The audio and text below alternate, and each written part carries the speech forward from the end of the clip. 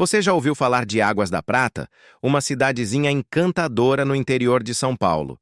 Cercada por montanhas com menos de 10 mil habitantes, ruas tranquilas, cafés com mesinhas nas calçadas e um clima ameno que atrai quem busca descanso, longe do caos urbano. Agora imagine que desse cenário quase bucólico tenha saído um personagem digno de um romance inglês. Um homem que trocou sua identidade pacata por um nome que faria inveja à nobreza britânica.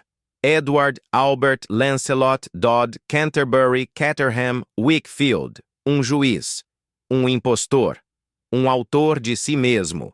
E essa é a história completa por trás da maior farsa já encenada no palco da magistratura brasileira. Capítulo 1. O Homem de Águas da Prata. José Eduardo Franco dos Reis nasceu em 1958, no coração da Serra da Mantiqueira, em Águas da Prata. Filho de Vitalina e José, uma família simples, sem alardes, típica do interior paulista. A cidade era, e ainda é, daquelas onde todo mundo conhece todo mundo. Onde o padroeiro da cidade é celebrado com quermesse e as crianças brincam no coreto da praça. José Eduardo cresceu ali. Frequentou a escola pública, ajudava em casa, era conhecido como um menino educado, mas reservado. Inteligente, sim, mas discreto, sem causar alvoroços. Até que um dia ele sumiu, mudou-se para São Paulo e reinventou-se. Capítulo 2. O nascimento de Edward. Foi por volta de 1980 que José Eduardo dos Reis tomou a decisão mais ousada e irreversível de sua vida. Não se tratava apenas de começar de novo. Ele queria apagar o passado, reinventar-se por completo e reescrever a própria existência com tintas muito mais sofisticadas do que as da sua origem simples em Águas da Prata. Em um Brasil ainda analógico, onde os sistemas de controle e cruzamento de dados eram falhos e fragmentados, ele enxergou uma brecha e a aproveitou com maestria. José Eduardo morreu, simbolicamente, para dar lugar a uma figura completamente nova, Edward Albert Lancelot Dodd Canterbury Caterham Wakefield. Um nome que parecia saído direto de um romance de Charles Dickens ou de uma linhagem aristocrática do sul da Inglaterra. E era exatamente essa a ideia. Segundo a nova narrativa, Edward Wakefield teria nascido em Londres, neto de um respeitado juiz da corte britânica. Teria vivido no Reino Unido até os 25 anos, quando decidiu vir ao Brasil, atraído pelas raízes distantes de sua mãe brasileira. Um homem culto, elegante, polido, que carregava no sotaque leve e na postura impecável o charme da tradição europeia.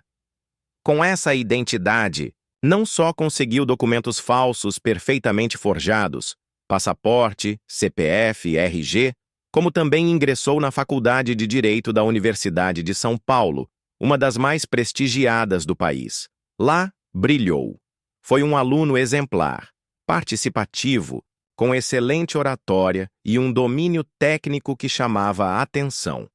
Seu passado britânico, embora não comprovado, encantava. Ninguém ousava questionar. Após se formar, Edward prestou concurso para a magistratura e passou.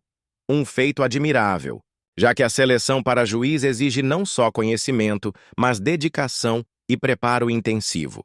A aprovação de alguém com um passado internacional gerou curiosidade e fascínio, e a mídia não demorou a notar. Jornais da época chegaram a publicar matérias destacando o juiz descendente da nobreza britânica.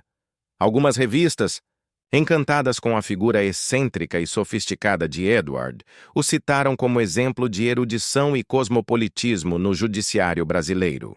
Entrevistas, fotos em eventos jurídicos, convites para palestras. Ele era tratado com deferência e admiração. Durante mais de 20 anos, assinou sentenças com autoridade, presidiu audiências com firmeza e representou o judiciário em cerimônias oficiais. Era visto como um jurista brilhante, embora um tanto reservado. Um mistério envolvia sua figura, e isso só aumentava o fascínio. Muitos colegas de toga sequer sabiam pronunciar seu nome completo corretamente, mas achavam chique. Soava importante, soava nobre, e ninguém, absolutamente ninguém, desconfiava que aquele homem, que usava paletós bem cortados e falava de jurisprudência europeia com naturalidade, era na verdade o menino tímido de Águas da Prata, escondido sob a mais sofisticada farsa que a magistratura brasileira já testemunhou. Capítulo 3. A vida de toga. Edward, ou melhor, José Eduardo, teve uma carreira sólida. Atuou em varas cíveis, foi coordenador da Escola Paulista da Magistratura em Serra Negra, proferiu milhares de sentenças. Era descrito como um juiz técnico, sério, com um vocabulário rebuscado, que agora faz muito mais sentido, fazia questão de manter a aparência, sempre elegante, formal, com uma certa pose que reforçava sua suposta origem britânica. Durante os anos 90 e 2000, chegou a circular com certo prestígio nas rodas jurídicas. A farsa não apenas passou despercebida, ela foi alimentada por um sistema que nunca questionou suas origens. E ele parecia confortável naquele papel. Era o protagonista de uma novela criada por ele mesmo. Capítulo 4. A falha no roteiro. Mas como toda grande mentira, bastou um único detalhe para que tudo desmoronasse. Em 2024, já com quase 80 anos, ele tentou fazer algo aparentemente simples: emitir uma segunda via do seu RG. Ainda usava o nome falso, Edward Wakefield. E foi até uma unidade do poupa-tempo localizada na Sé, bem no centro de São Paulo. Nos anos 1980, quando ele assumiu essa nova identidade, fraudar documentos era algo relativamente fácil. Bastava uma boa história, alguns contatos e um pouco de audácia. Mas os tempos mudaram. O que antes se fazia no papel, hoje passa por sistemas digitais cada vez mais rigorosos. E o que ele não previu é que a tecnologia, silenciosa e implacável, não perdoa erros. Ao colocar o dedo no leitor biométrico, as digitais falaram mais alto que qualquer documento forjado. O sistema cruzou automaticamente os dados com os registros nacionais. E ali, em segundos, o segredo guardado por mais de 4 décadas veio à tona. O respeitável juiz aposentado Edward Wakefield era, na verdade, José Eduardo dos Reis, um foragido da justiça desde os anos 80. Capítulo 5. A descoberta e as consequências. Com a revelação, o Ministério Público rapidamente entrou com denúncia por falsidade ideológica e uso de documentos falsos.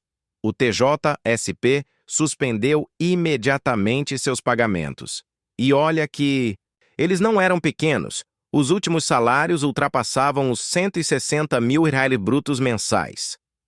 A farsa, que começou com um RG, também terminou com um RG. Em poucos meses, o nobre inglês caiu do pedestal. A identidade falsa foi oficialmente questionada. Os documentos foram anulados, a aposentadoria congelada, e o processo, é claro, corre em segredo de justiça. Capítulo 6. Um silêncio eloquente. Desde então, pouco se ouviu de José Eduardo. Ele chegou a viajar ao Reino Unido durante as investigações, talvez em busca de alguma inspiração final, ou apenas tentando fugir da realidade. Hoje, ninguém sabe exatamente onde está. O endereço informado à polícia não corresponde mais à sua residência. Mas uma coisa é certa: ele não é mais Edward Wakefield. Capítulo final. A pergunta que fica: o que leva um homem de uma cidade tranquila, com uma vida comum, a criar um personagem tão elaborado? Vaidade? Desejo de aceitação? Um fascínio pela literatura inglesa? Ou apenas o desejo de não ser mais um? José Eduardo não fraudou só documentos. Ele reescreveu sua própria história. E por 4 décadas, o Brasil inteiro leu esse livro sem desconfiar que era ficção. No fim das contas, a pergunta não é apenas como ele enganou. Todo mundo é. Quantas outras histórias como essa ainda estão escondidas por aí? Se você curtiu essa história surreal, que mistura justiça, teatro e um toque de Charles Dickens em pleno interior de São Paulo, deixa seu like, se inscreve no canal e comenta aqui embaixo. Você viveria outra vida se pudesse? E com qual nome? Ativa o sininho para não perder os próximos vídeos, porque por aqui, a vida real sempre dá um jeito de superar a ficção.